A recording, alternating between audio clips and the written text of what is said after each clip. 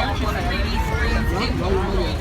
40 feet high, 180 feet wide. They are brought to you by Peter Jackson and the team of Wedded Digital, a New Zealand-based production company. They just won their 6th Academy Award for their work on Disney's The Jungle Book. They have also worked on Avatar and the Lord of the Rings trilogy. Studio tour, the audience is in the middle of the environment. They're looking in all directions, there's creatures coming at them, they're seeing Kong from this side and T-Rexes from the other side. Working on a movie, we always know we're looking straight ahead, we're looking at the shot that we're working on. Here you have to take into account that people are looking in all directions. Also, one of the things about this ride, unlike the movies that we're used to working on, there's no cuts. Because it's one giant shot. This tram that's driving along through Skull Island is where the camera's from. This ring represents where the screen is 10 meters away. You're really creating about 50 minutes of a feature film. That amount of visual information, that number of pixels, and presenting them to the audience, it's a hell of a ride.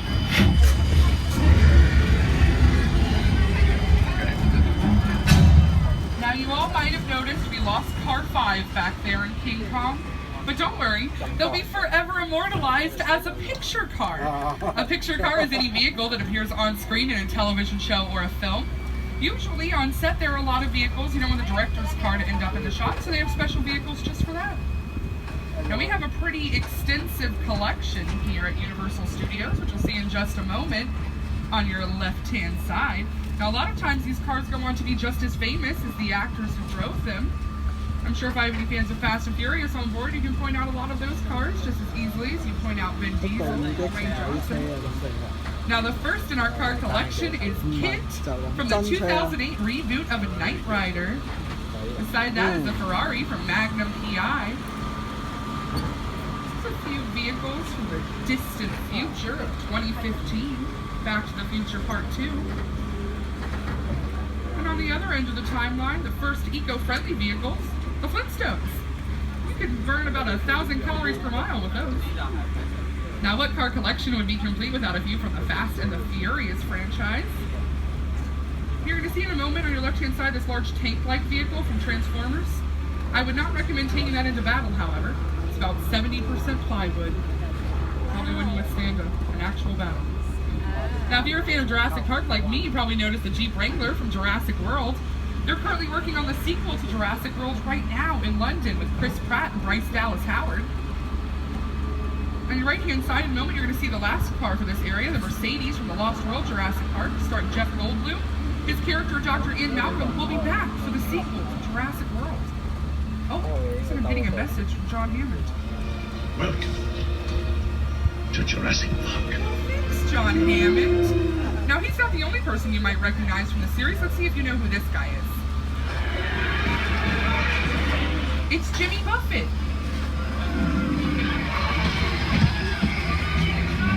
You can be part of a Jurassic World right now yourself by visiting Margaritaville on Universal City Walk. Don't worry, there's no dinosaur attacks there anymore. At least not that I know of. Now, on your left-hand side, you might have noticed the mobile lab from the Lost World Jurassic Park. Oh no. I guess this explains why all the cages were empty. Cars 3 and 4 have no idea what's about to happen. Don't worry, guys. Those dinosaurs are poisonous on Thursdays. Anyway. Now, you might remember earlier today I asked you to remember a parking structure from the front lot, the Carl Laemmle parking structure. Here's why. In the Lost World Jurassic Park, that mobile lab is dangled off the edge of a cliff. Not a cliff. Parking structure. Yeah, using just a little bit of computer-generated imagery and some artistry, they were able to make that parking structure from the front lot look like a cliff off the coast of Costa Rica. Now, those aren't the only effects that we can fabricate with a little bit of CGI. Weather effects also come in handy for setting the overall ambiance of the film. Luckily, my friend Al Roker from the Today Show is here to give us our forecast for the rest of the tour. Hi everybody, here's today's forecast from Universal Background. It's going to be sunny and dry in Central West Texas. Expect snow and sleet on New York State. We've got a high chance of clouds at Skull Island, Amity Island, and Island Drive. Gió Hồng Sói Đỏ. Now here's a look at what's going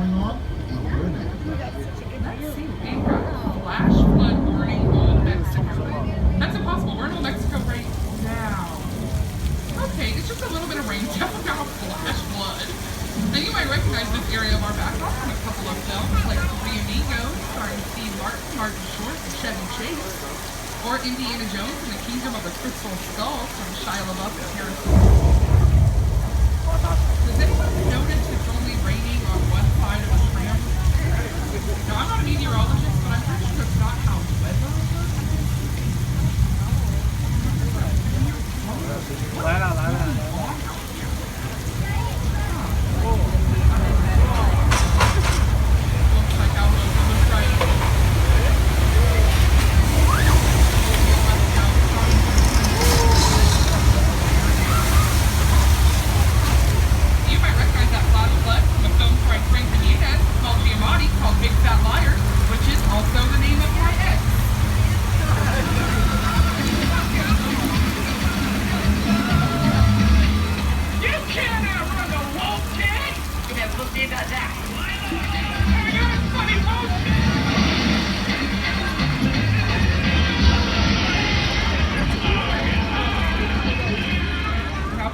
Used a stunt double for his scene in Big Fat Liar, but you know who did not?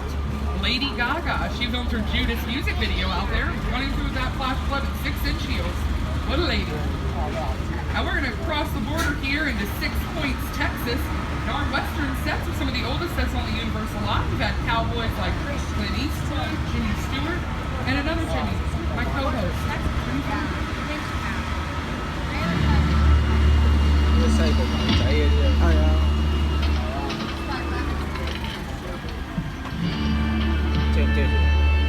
This town ain't big enough for the both of us, Jimmy Fallon. Well, I ain't going anywhere, Jimmy Fallon.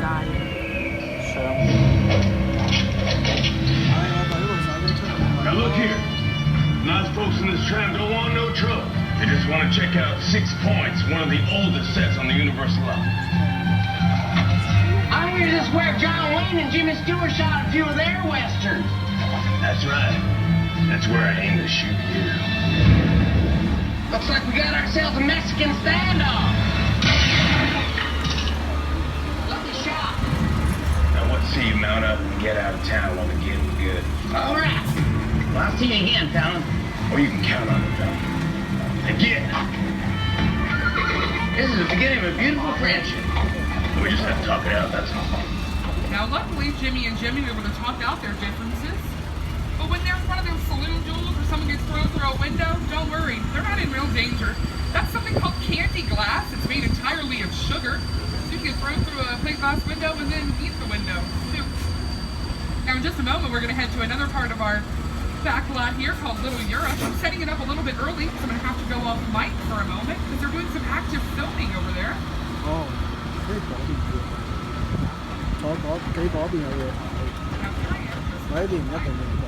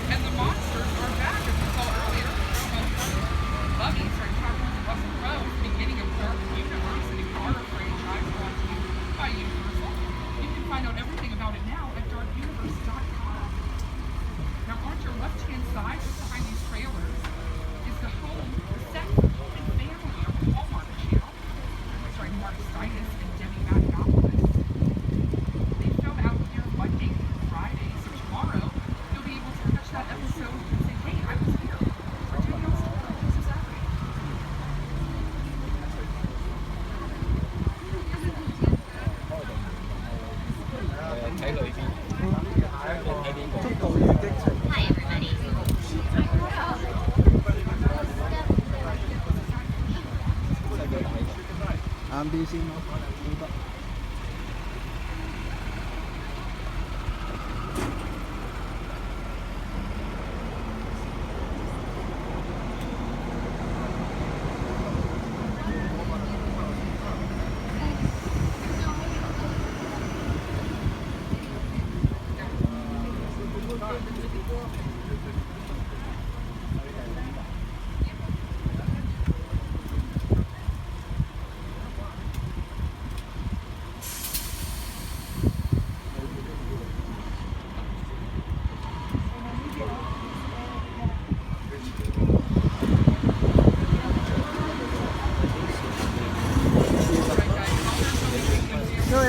this opportunity to sneak inside of Soundstage 50. Now, Soundstage 50 is a hot set, meaning they're also filming in here, but they've taken a break. So we're going to be able to sneak inside and see what's up in here. Camera equipment, lighting, everything is set up for the next scene. Oh. Far left corner, you'll see Crafty and all the food they have passing through. That's my favorite part of the Universal set. Now, Soundstage 50 is the only two-level soundstage on the Universal lot. The top level is the same.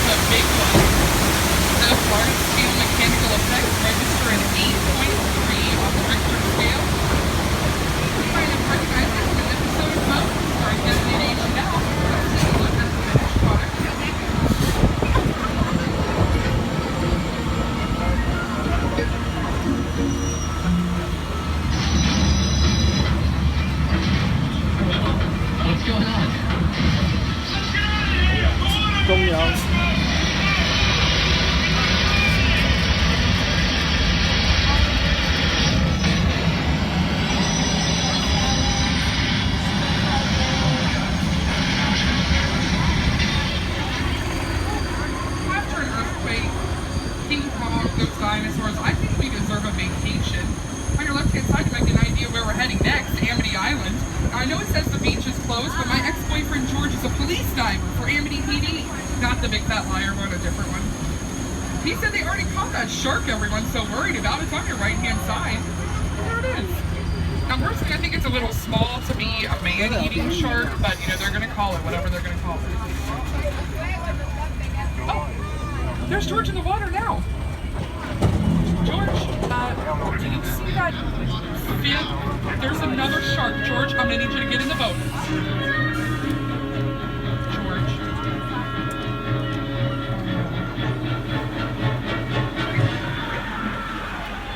I'm sure he's just screaming hello. Oh, I'm never going to get my DVDs back. Amazing. Okay, Terrence is going to pull us to safety, and nothing says safety like a here covered in gasoline. Luckily, there's one on the right-hand side. I feel like as long as we all just stay seated, the shark won't see us. That's how sharks work, right? Oh, no.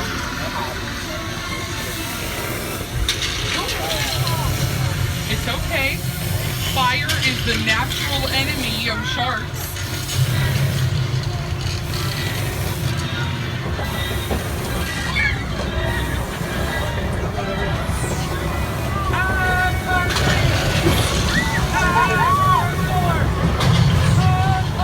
No, we lost car 5 with King Kong. We're good. Now, I know this scares people in my front car, so I'm sure I got something back there. Don't worry. Now, if you look behind you, you're going to see the only shark in history who can do the backstroke. Now, while our mechanical shark works pretty well, Bruce, the mechanical shark from Jaws, he was named after Steven Spielberg's lawyer, he did not work so well. But here's Steven Spielberg now to tell us a little more. That's a much maligned shark. The shark was frustrated when it didn't really work all the time. It didn't work trouble at all. Wherever you were on the you always seeing the guy that's working for me. Just wait for it. Just wait. The shark worked well enough for a while there and everything was cool. So I really owe the shark a lot.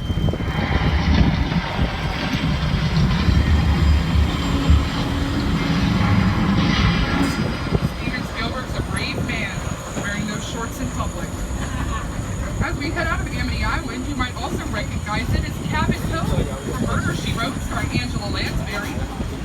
We're heading to a much more residential part of our Universal backlot. On your left-hand side, you'll catch a glimpse in a moment of Elm Street, not Nightmare on. That's a different one. The house there, the yellow house with the green roof, is Boo Radley's house from To Kill a Mockingbird, starring Gregory Peck.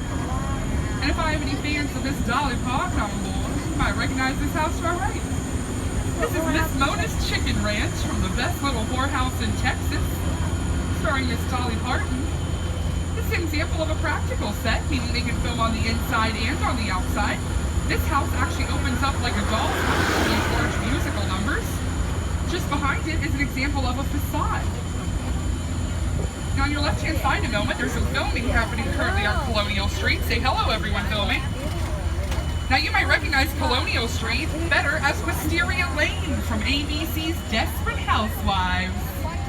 Bye, New York Film Academy. Good luck with your shot. Bye. Oh, do you all see this black car here on the left-hand side? That is parked in the grass. It's so rude. So I'm going to call this into security. This is security. What's going on, Studio Tour? Hey, it's Danielle and Terrence. We're passing Colonial Street, and there's like a 1970s Dodge Charger. I'm not an expert. It's parked on the grass, no visitor center. Okay, Tour. I'll send someone down to check it out ASAP. Amazing. Thank you.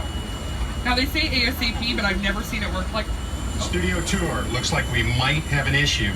Okay. I'm patching you into Agent Novak from the FBI. FBI? I'm sorry to interrupt your fun, but we've got video surveillance on that Charger you all saw. That was fast. We ran it through the system, and the driver has been positively identified as Dominic Toretto. I've been tracking this guy for a while. He's a hardened criminal. He's likely armed, and he's definitely dangerous. Oh, good. My men and I are on our way to apprehend him right now. If you see him, don't be a hero. Oh, I won't. Don't engage him. Don't worry. Just keep a safe distance and report any further sightings to studio security immediately. We'll handle it from there. All right, we're going to let Agent Novak and the FBI worry about Dominic Toretto. We're just going to continue our tour. And luckily, we're in a very whimsical part of our from Dr. Seuss's How the Grinch Stole Christmas.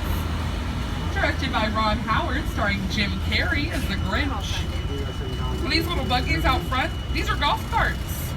Yeah, these picture cars are just golf carts with whimsical facades on them.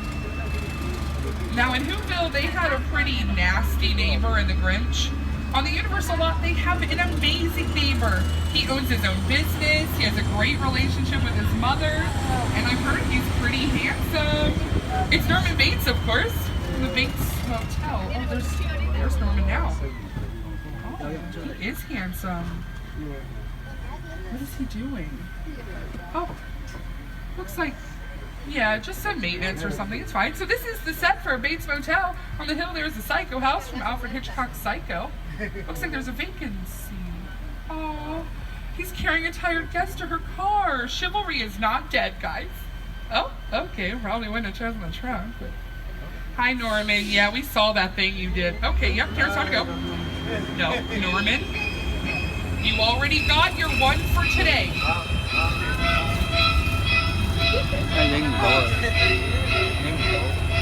What a psycho. And you're currently listening to the soundtrack to Psycho. Originally, Alfred Hitchcock didn't want any music to accompany his film. He wanted the horror to speak for itself. But later, upon further reflection, they use this soundtrack, and it's now just as famous as perhaps the Psycho house on your left-hand side. And as we head past one of the most iconic sets, we're heading into one of the most elaborate. Ladies and gentlemen, the plane crash site from Steven Spielberg's War of the Worlds. Now this is a real Boeing 747. It was shipped here to Universal in 4 parts. Only $60,000 for the plane. $200,000 to have it shipped here. production designer Rick Carter and director Steven Spielberg to tell us more about War of the Worlds.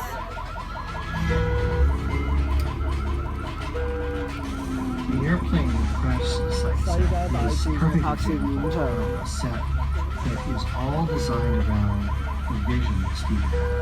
When you first began to sit down to talk about the world, I thought, what if the 747 goes down right in a big neighborhood? Because it's just something you don't see. You're doing good. You're doing good. Close your eyes, okay? Now close to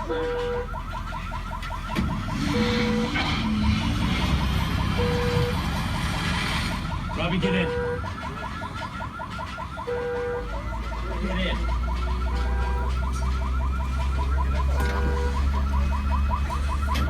Now, like Tom Cruise, we're gonna head out of War of the Worlds. This film actually had over 500 special effects shots. That's more than any other Steven Spielberg film.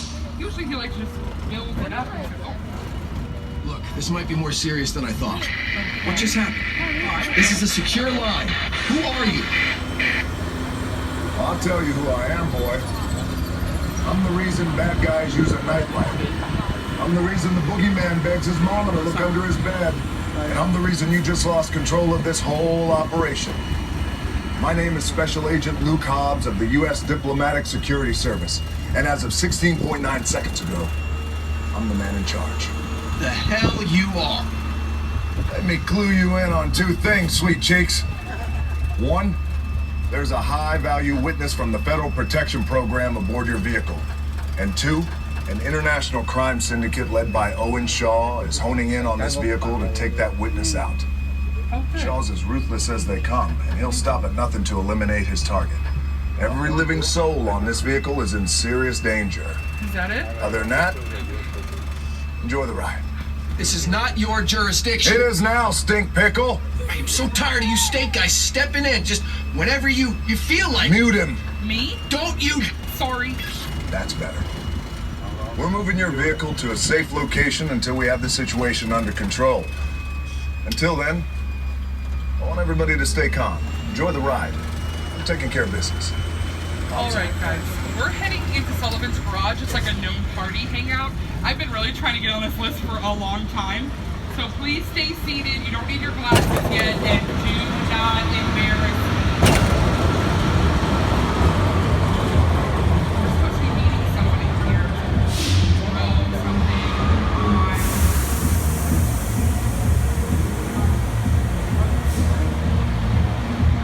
Here's something. Okay. Buddy Hobbs asked us to stash you Shaw for a while. So we brought you in our secret spot. We're having a few friends over. It's a little messy, but it's all good. The more the merrier. Especially you right there in that third row, like I was saying. So look, see over there? It's Hobbs' urban assault vehicle. Best truck the U.S. government can buy. That work of art back over there was made by my man Tej. Think of it as like a Mona Lisa on wheels. So did you break it down to them? What's that? You had one job to do, woman, one. All right, look, guys, we're gonna keep Shaw from finding you, but to keep you safe, we need your help. We don't want the syndicate tracking us here, so put away your cameras and turn off your cell phones. One flash or one ringtone could give us away. I need y'all to take this real serious. Okay, pull into the next bay and we'll meet you in there.